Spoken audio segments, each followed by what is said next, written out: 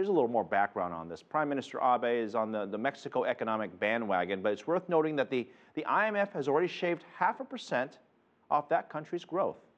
The organization thinks Mexico will finish 2014 with 2.4%. Just a few months ago, it predicted 3%, but it'll still beat the U.S. this year and next, with GDP forecasted to grow at 3.5%. With much of that growth driven by countries like Japan investing in a country with very little, well, very competitive labor costs, we're going to discuss the foreign investment prospects. Saruhan Hatipoglu, he's the CEO of Beri Consulting, joining me. So John brought up an interesting point. Competitors, friends, somewhat enemies. I mean, there's all kinds of words. I mean, we call that frenemies. What's that relationship like now?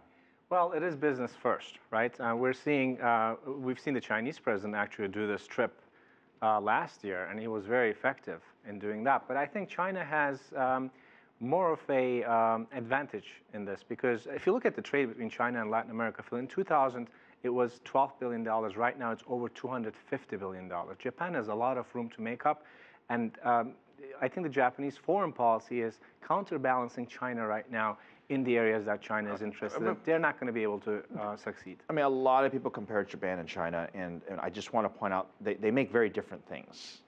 I mean, China has a very different manufacturing base. Japan has a very different manufacturing base. But they do like the emerging middle consumer, right? So they want to get in there as much as, or as quickly as they can. Yeah, and in addition, you look at Japan in terms of how they target folks, in terms of, you know, they have a lot of those companies already have an existing customer base. I mean, they're already established, from Panasonic, Toshiba, Nissan, Toyota, they're already there. Whereas for China, I mean, there aren't a lot of global brands that are already established, at least overseas. Correct. So does that change the type of things that a country might be buying, or I should say partnering with? Well, yes, they have to start from a smaller base, right? So they have to, I think, in my opinion, based on the countries that China is focusing on, emerging middle consumer is their target. Manufacturing is the target, right? In Mexico, we're looking at, for example, auto industry is growing.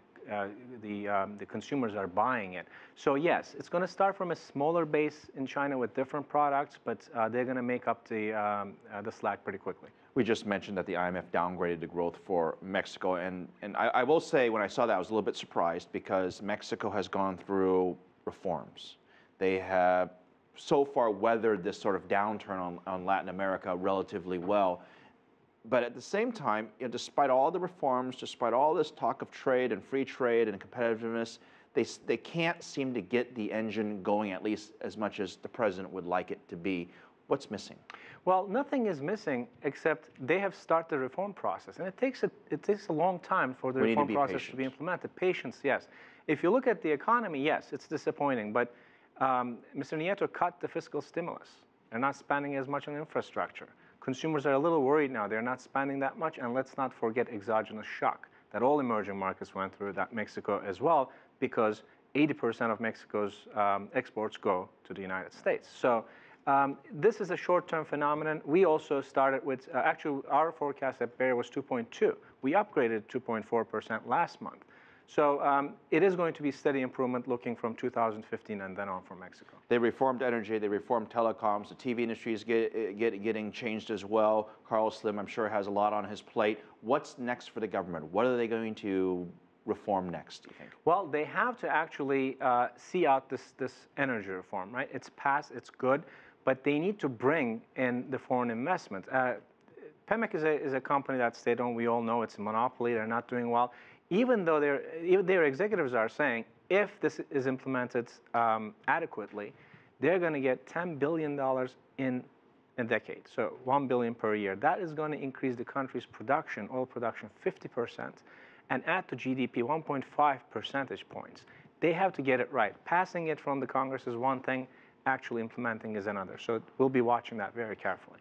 Very quickly, this Japan versus China versus Latin America, in this case, Mexico.